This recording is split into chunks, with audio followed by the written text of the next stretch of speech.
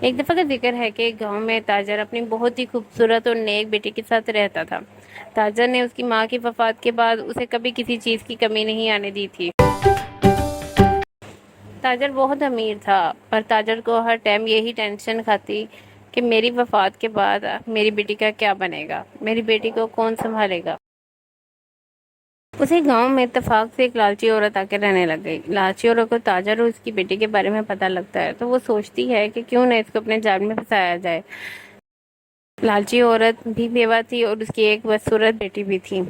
لالچی عورت نے جال بچھایا۔ ایک تاجر کسی کام سے منڈی کی طرف جا رہا ہوتا ہے تو بہن رکے میں آپ کی مدد کر دیتا ہوں۔ کہاں جا رہی ہیں آپ؟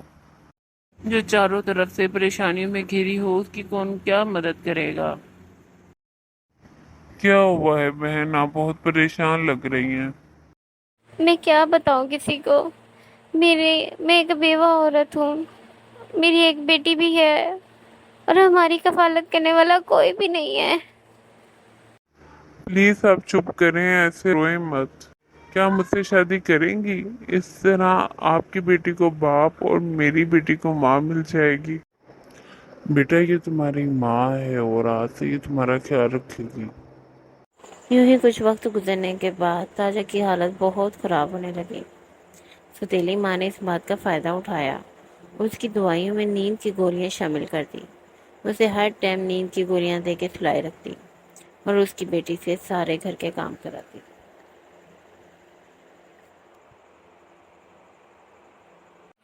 ارے کام چور، کدھر جا رہی ہے؟ چل جا برتن دھو۔ وہ میں پاپا کو دیکھ لوں گی، میں خود ہی بہانے باز، دفعہ ہو کام کر جا کے۔ پھر ایک دن تاجر فوت ہو گیا اور ستیلی ماں کا ظلم مزید بڑھ گیا۔ امی کیا یہ سب کچھ اب ہمارا ہے؟ ہاں بیٹا، سب کچھ اب میری بیٹی کا ہی تو ہے۔ امی مجھے اپنا کمرہ نہیں پسند، مجھے اس چڑیل کا کمرہ پسند ہے، کیا وہ بھی مجھے مل سکتا ہے؟ ہاں بالکل، کیوں نہیں بیٹا۔ منوس ادھر آؤ، اپنا سامان اٹھاؤ اور اسٹور روم میں شفٹ ہو جاؤ۔ آج سے تو یہ کمرہ میری بیٹی کا ہے۔ پر امی، پر کیا میرے آگے زبان چلاتی ہو تم؟ چھوڑ رہی ہوں، پر اگر دوبارہ تم نے میرے سامنے زبان چلانے کی کوشش کی تو میں تمہارا وہ حال کروں گی تم زندگی بھر یاد کرو گی۔ دفعہ ہو جاؤ یہاں سے تم۔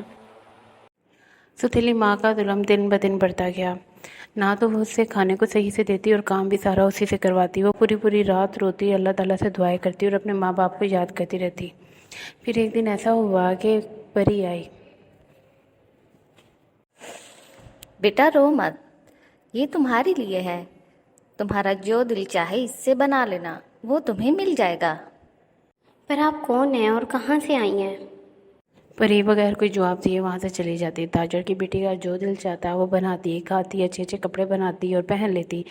جب اس کی ستیلی ماں سو جاتی وہ اپنے لیے نوکر بھی بناتی جو آ کے اس کے گھر کا سارا کام بھی کر جاتے اور وہ بہت خوش پھرتی، جس بات کا اندازہ اس کی ماں کو ہو گیا۔ ادھر آؤ منوس، تم نے سارا کام کر لیا؟